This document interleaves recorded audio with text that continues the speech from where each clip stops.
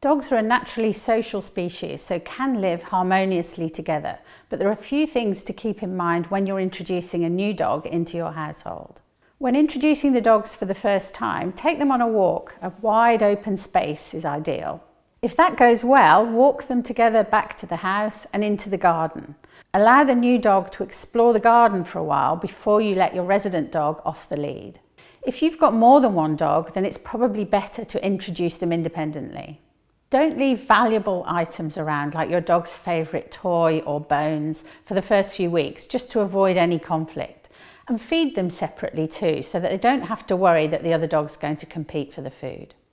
To some extent, it's important to let the dogs establish their own relationship. Learn about how dogs communicate so that you can read the conversation that they're having through their visual signals.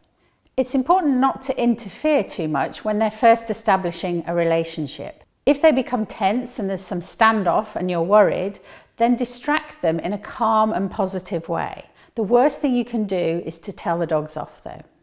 Relaxed interactions should be quite equal, taking turns to chase or wrestle.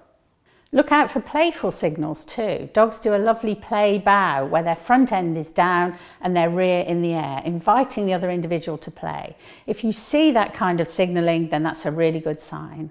Not all dogs need a friend. If you have the type of dog that tends to avoid other dogs and doesn't really play with them, then it may be stressful if you bring a new dog into the household.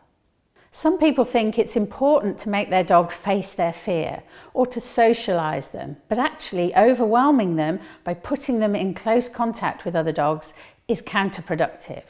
Every time your dog barks and lunges at the other dog, that behaviour becomes more well established, and it's going to worsen the problem. Find your dog's threshold. That's the distance at which it just begins to react.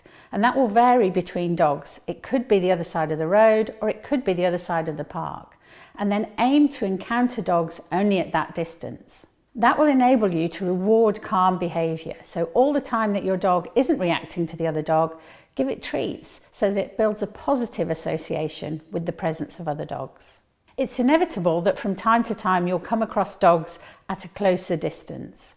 What's really important, even though it can be frustrating and embarrassing to have a dog on the end of a lead barking, it's really important that you don't tell your dog off. Otherwise you're just convincing them that other dogs are bad news because you turn into a monster too. The good news is it's possible to change your dog's perception of other dogs.